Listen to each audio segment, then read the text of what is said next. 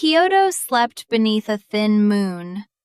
Rooftops stretched into the dark, tile after tile, silver with frost, one after another, all the way to the hills. Somewhere among them a shadow moved, not running, not hiding, just crossing, the way water crosses a stone without asking permission. He knew this city better than the men who ruled it. Every gutter, every loose board, every guard who dozed near dawn, and every hour when the dog stopped barking. They called him many things: thief, ghost, devil. He answered to none of them.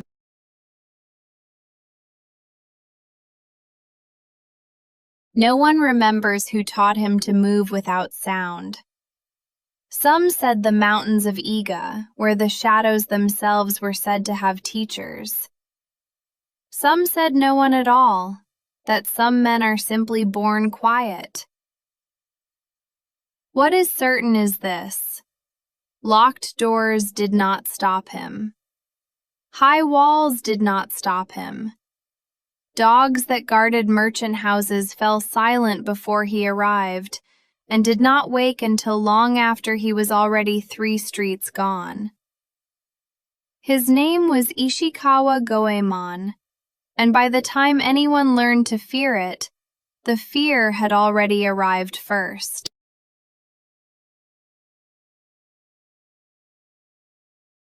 That night, his eyes were on a merchant's storehouse, a man who filled his own rooms with silk and lacquer, while the street outside filled with hungry children who slept close together for warmth. Goemon slipped past the outer gate like water finding a crack it was never meant to find. Past the sleeping guard, whose spear leaned untouched against the wall. Past the locked door, which opened for him the way doors always seem to. Inside, gold, stacked and dull in the dark. Bolts of dyed cloth. Coins piled like small silver mountains no one had bothered to count in years.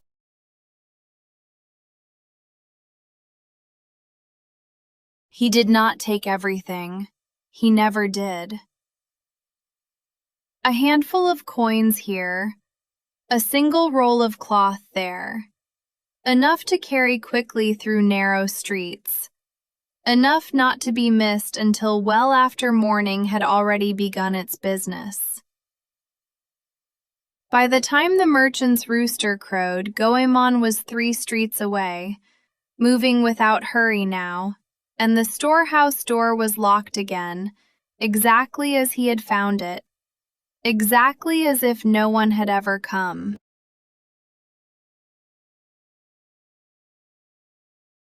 Before the sun rose fully, he stopped at a narrow house near the river, where the wood had gone soft with age. A widow lived there with 2 children and an empty rice jar that had been empty for longer than she wanted to admit. He left the coins at her door, wrapped in a scrap of cloth so they would not roll and wake her. No note, no name. Then he was gone, before the first light touched the roof tiles.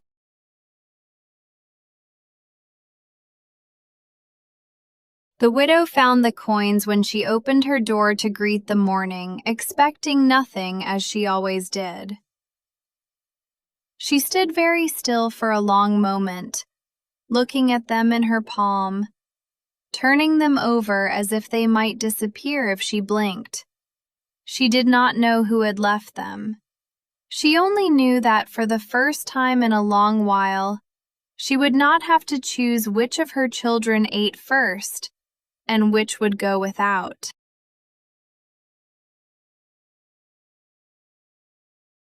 By winter, the story had a name.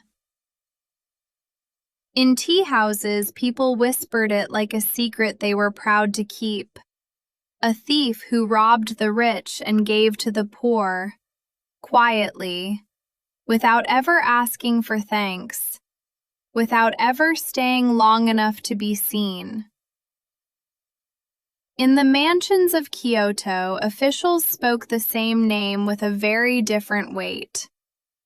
A criminal, a disgrace to the shogunate's hard-won peace. Two cities, it seemed, lived under the same moon and could not agree on what Goemon was, or what to call the man behind the name.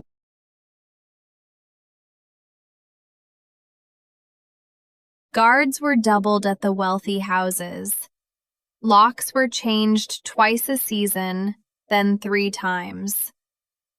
Dogs were trained sharper and fed less, so their hunger would make them mean. None of it mattered. Goemon still came and went like weather passing over a valley. Impossible to stop, impossible to predict, always gone before anyone understood he had ever arrived at all.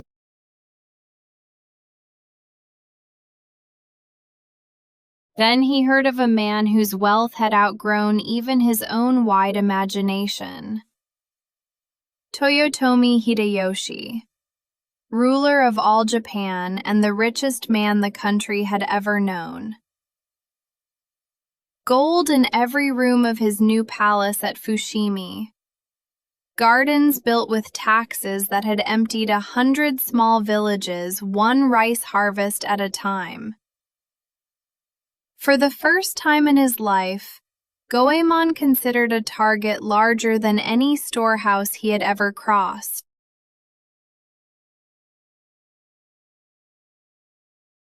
He chose a night with no moon, when the dark would hide him better than any wall ever could. The walls of Fushimi Castle rose higher than any he had climbed before, stone stacked on stone, built to keep out armies, not one quiet man. Height had never stopped him yet.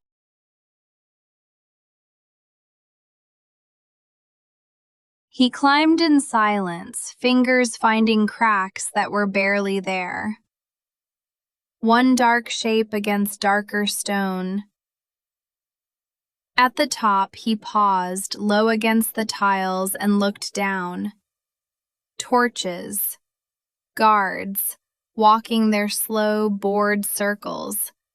A palace that had never once imagined someone like him standing above it.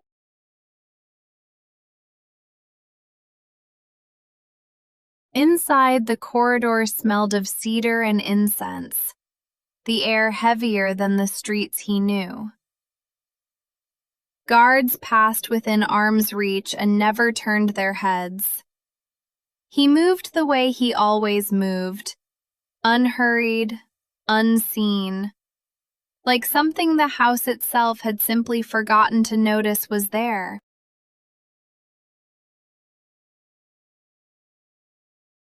He came to the sleeping chamber at last.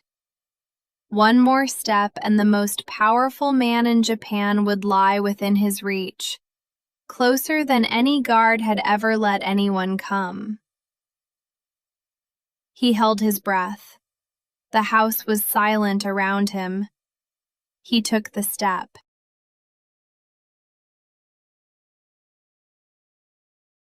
Near the doorway sat a small bronze bird, an incense burner shaped like a plover. Placed there for beauty, no one had ever thought for anything more.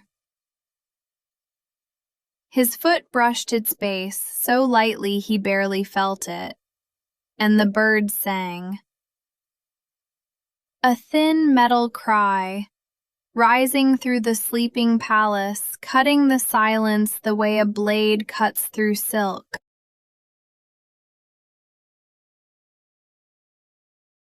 The guards were on him before the sound had finished ringing.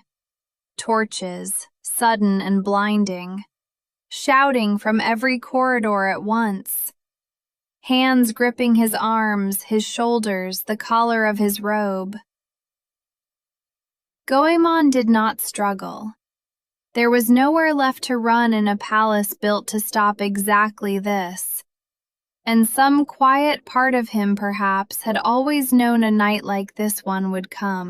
The sentence came quickly, the way sentences do for men the powerful have already decided to fear. Death, by boiling, in an iron cauldron set over open flame at the river's edge. And beside him, named in the very same sentence, his young son, a boy who had done nothing at all, except be born to a man the whole city could not stop talking about.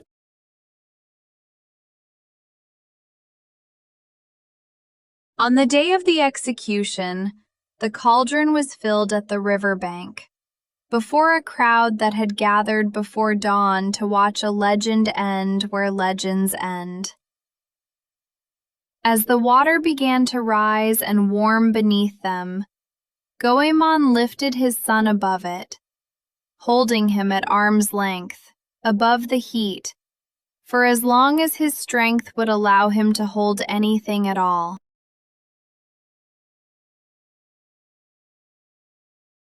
The crowd did not speak. No one cheered and no one wept aloud.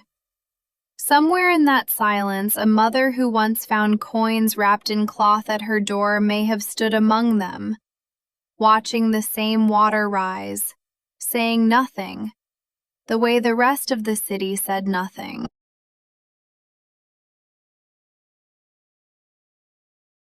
Years passed. The details blurred, the way details always do when a story is told too many times by too many people. But the name did not disappear. In tea houses, at firesides, in the mouths of people who had never once met him, Ishikawa Goemon kept giving away coins that may never have existed at all.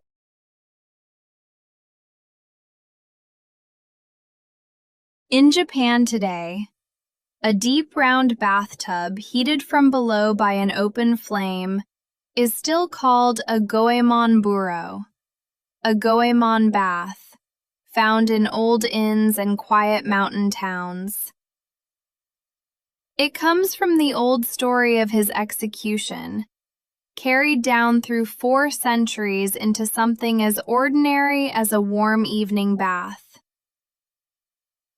Historians have found records of his death, a thief, executed by boiling, in the summer of 1594. But no record has ever confirmed the coins, the widows, the quiet gifts left at doors before dawn. That part of the story arrived later, through kabuki plays and the people who told them, people who needed, perhaps, to believe that even a thief could be kind. I keep thinking about those coins at the widow's door. No name, no thanks asked for. Historians have never found proof any of that really happened.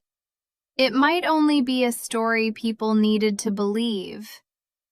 I like to think it did happen, at least once.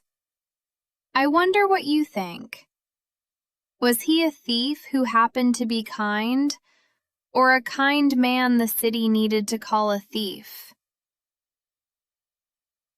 Good night.